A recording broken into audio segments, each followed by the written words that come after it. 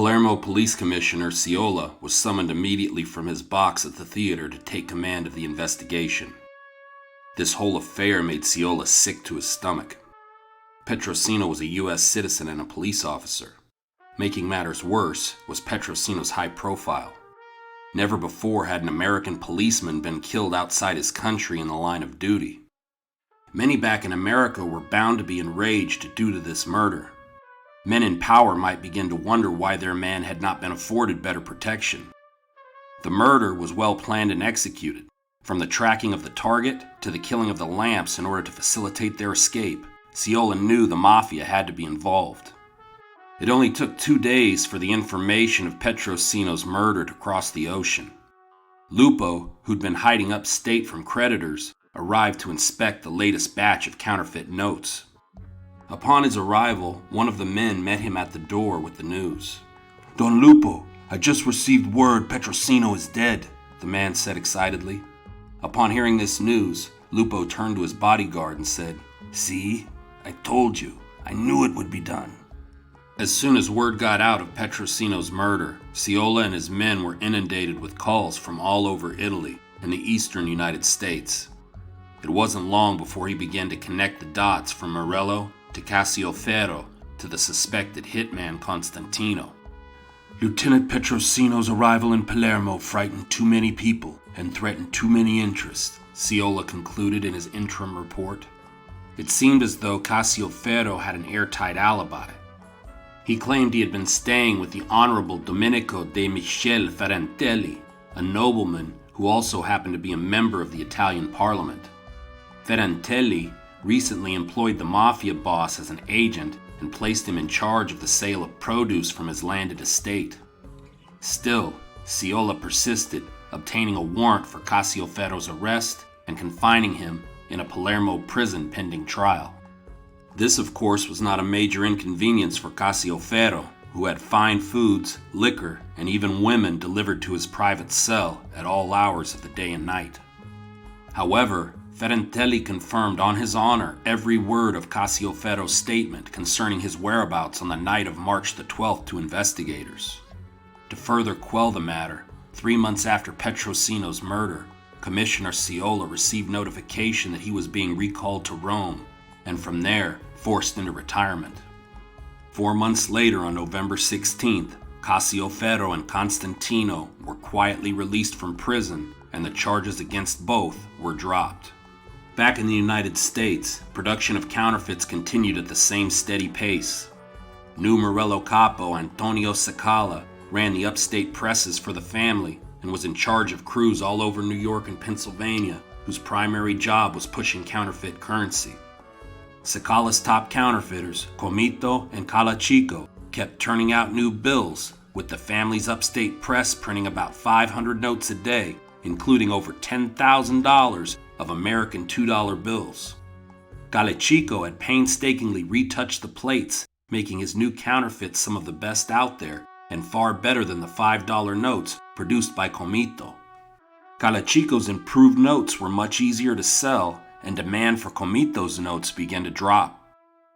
When Scala and his man Sina returned from their trip down the coast with alarming tales of angry customers and the news that a large number of $5 notes remain unsold, the wolf exploded.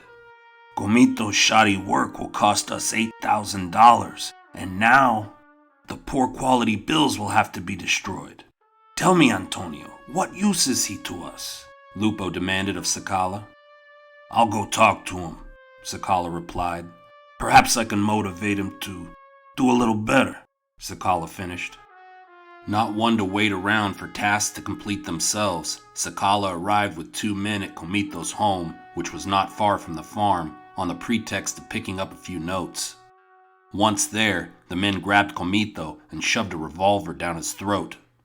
"No!" his wife screamed before she was roughly shoved aside. "You are worthless. You're not worth what you eat," Scala screamed. "Next time, I'm gonna tie you to a post and burn you along with all your worthless paper," the man said as Comito's wife Katrina begged. Ironically, it was probably Comito's wife that saved his life that day. In the end, it was probably the prospect of living in the woods without a woman to cook and clean for them that likely changed their minds. Comito had already become disillusioned with Morello prior to this violent encounter due to the fact that he'd only been paid $40 for his months of work. So little that he and his wife could barely afford shoes. Now, after this assault, he knew the next step was murder if things did not change. There was a time years ago when he was the lone printer for the Morello family. Then Calachio had come along. Comito knew that his position within the family had been undermined by Calachio's presence. Calachio, a master printer with his vast experience and engraving skills, was now the man whom Lupo and Morello relied on. This reduced Comito to a redundancy at best and dead weight at worst. Back in New York, Morello was pleased with the large supply of new $2 bills appearing every few weeks. Morello was so happy with the new notes being made by Calachio that he ordered over $3 million in forged currency be produced. Warned by brother Niccolo that it might be too much, Morello scoffed. "Operations will only cease when we are rich." Secret Service agent William Flynn spent the last 6 years since the Barrow murder working hard to improve the Secret Service's efficiency. He had added several more agents, strengthening the New York office. Flynn assigned Italian-speaking Peter Rubino to work undercover in Little Italy in East Harlem. There, Rubino spent much of his time hanging around street corners and saloons. Rubino had started this work around 1905 and gradually became familiar with several members of the Morello family, most notably Lupo the Wolf.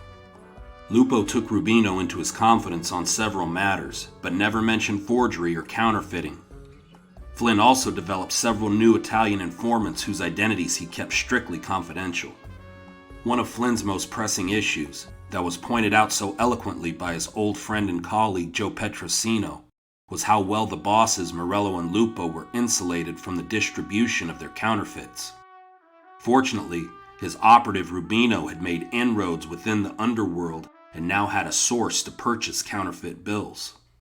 And of course, this source of Rubino's, an older Morello soldier by the name of Giuseppe Boscarini, was often seen at 8 Prince Street. First, Flint rented out a room directly across from Morello's headquarters to use for surveillance. Then, using Rubino, Flynn decided to make purchases of counterfeits with marked bills. The hope was that these marked bills would end up in the possession of Morello and Lupo, thus linking them to the purchase of the counterfeits. Finally, they were able to track down Boscarino to a small apartment the Secret Service believed to be owned by Morello. This is where it was believed he acquired more counterfeits. The man that he met was Antonio Cicala. Cicala had been on Flynn's board for some time. It looked like the old firebug Cicala was the link to Lupo and Morello. Lupo had been on the run from creditors and thus out of Flynn's reach, so when the Wolf returned and hired lawyers to fight his creditors, Flynn immediately put him under surveillance. The agents tasked to follow Lupo had strict orders not to take unnecessary risks that could lead to their discovery. Being cautious, the agents trailed Lupo to the Grand Central Terminal. They were nearly discovered numerous times due to Lupo taking extensive precautions. Lupo first purchased a cigar and went into a smoking room, where he sat watching the activity around him. Then he had his shoes shined, while he sat perched in a chair on the stand from where he carefully surveyed the crowd. From there, Lupo left the station walking west along 44th Street until he reached a second entrance to the terminal. At that point, he ducked back inside the station and hastened to the ticket office. The closest agent was too far from the counter to hear Lupo's destination, but as he watched, the Wolf handed a $2 bill to the box office and received 50 cents in change. Flynn's agents, determined by the cost of the ticket that Lupo was headed no more than 60 miles outside of New York. Later that day, back at his office, Flynn ran through all the possibilities.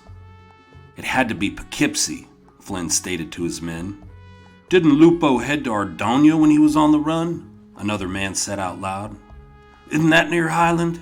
another agent said. That got Flynn thinking. Flynn, over the course of days, became convinced that the counterfeiting plant must be somewhere along the west bank of the Hudson River not far from Highland. The area around the river was extremely isolated, making it an ideal place for counterfeiters. The more Flynn thought about it, the more certain he became that he was right, and by the end of September, a team of Secret Service agents had arrived in Highland and begun to question the locals. Upon speaking to the locals, Flynn's men discovered that Sakala owned a large farm outside the village. The local postmaster recalled receiving packages for him. Some of the packages, he remembered, were quite large. With loads of evidence gathered, Flynn, believing he had enough to proceed, decided to move forward with arrests. It was also decided that arresting all the Morellos at the same time was the only way to guarantee some did not escape. Finally, on November 15, 1909, Flynn and his men moved on the Morello family and its associates. Morello and his brothers were arrested without incident, though it was said the clutch hand had several revolvers underneath his pillow. Counterfeiters all over Little Italy were arrested, and a treasure trove of evidence was unearthed. Recovered from Morello's home were 3 notes written by Morello to the heads of mafia clans elsewhere in the country. These notes were found expertly hidden in his child's clothes. Evidence recovered from Antonio Sakala's home on East 4th Street was even more damning. Agents from the Secret Service seized $221 that included several subtly marked notes that Flynn passed to Rubino. Another link between the counterfeiters and their suppliers had been made. The only member of the family to avoid arrest was Lupo, who was on the lam in Brooklyn. To Flynn's disgust, his men had lost track of Lupo weeks before the arrest. However, in a stroke of luck, detectives from Hoboken had been investigating the theft of an upright piano and succeeded in tracing their suspect to a rented house in the fashionable Bath Beach area of New York City. The man they were after turned out to be Lupo. When Flynn caught wind of Ignazio Lupo's arrest, he couldn't believe his good fortune. Now it was time to put all the pieces together. One man who avoided the first round of arrests was the Calabrian printer Comito. Both Comito and his wife had been dismissed weeks before the arrest came down, and though he was still owed a large sum of money, getting paid was the last thing on his mind. Truthfully, Comito was just happy to be alive and far away from Antonio Sakala and Ignazio Lupo. However, when he saw the news of the arrests, he knew it would only be a matter of time. The thought of having to deal with these problems terrified Comito. On one hand, the Secret Service was going to try to put him in prison. On the other hand, Ignazio Lupo and Antonio Sakala will want to keep him quiet one way or another. It seemed like a lose-lose situation for Comito.